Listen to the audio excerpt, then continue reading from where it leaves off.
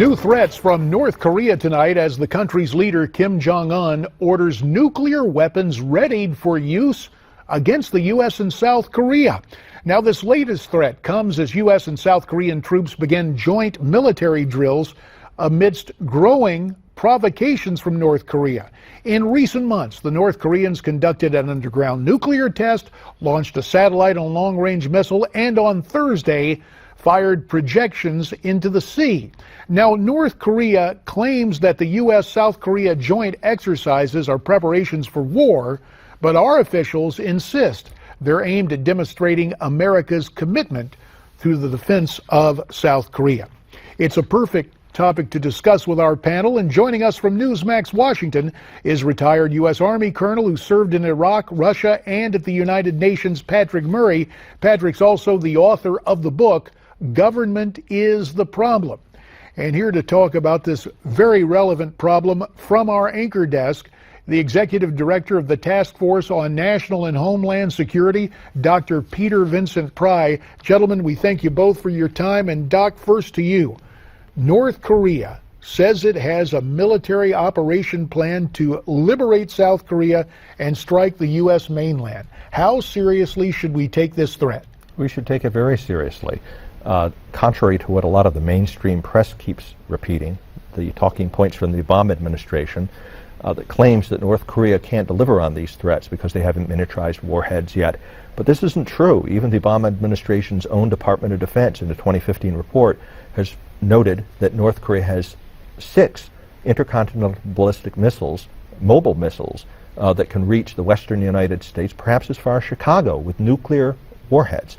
Moreover, they've orbited 2 satellites over the United States. Nobody knows if those satellites were just practice or if there's possibly a nuclear weapon in those satellites, but these satellites are orbiting on a trajectory to evade our national missile defense and put what's called an electromagnetic pulse. They could do an high-altitude EMP attack that would put an EMP field over all 48 contiguous United States, causing a nationwide blackout. The Congressional EMP Commission, on which I served, warned that if we had a nationwide blackout from a nuclear EMP attack that lasted a year, it could kill up 9 of 10 Americans.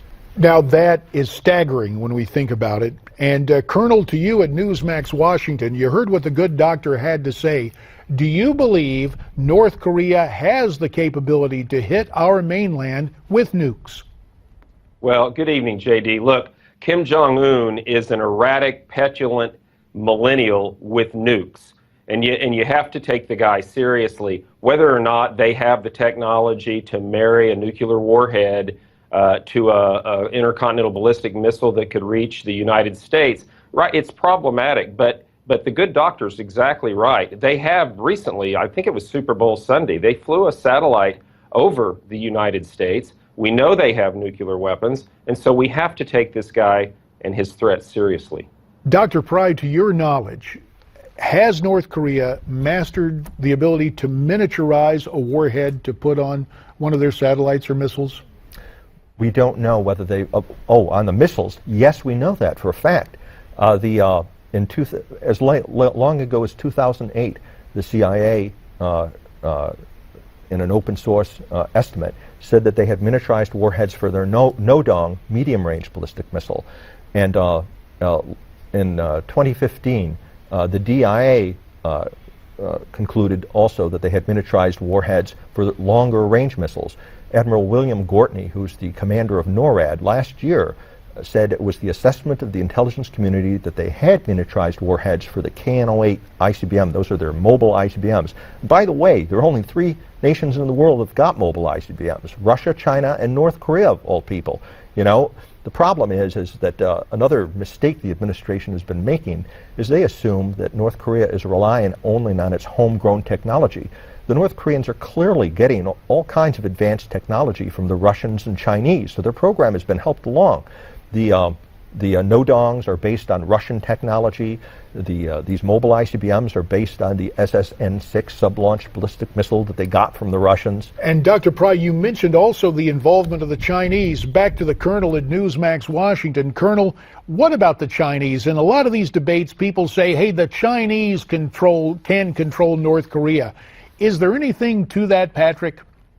Well, that's largely correct. China is North Korea's sugar daddy. They provide them with their sustenance, almost all the food, clothing, money, weapons, everything, and they do just enough to keep them stable. The last thing China wants is a regime collapse in North Korea. That could lead to a refugee crisis up on the North Korea-Chinese border that could conceivably make the Syrian refugee crisis look tame by comparison. And China's biggest fear, JD, is that what would emerge after a collapse of a North Korean regime would be a unified Korean peninsula that is pro-American, pro-West. Well, that would be hopeful by our lights, but obviously not for China. Colonel Patrick Murray at Newsmax Washington, Dr. Peter Vincent Pry here at the Anchor Desk. Our thanks to you both, and we'll be back with more after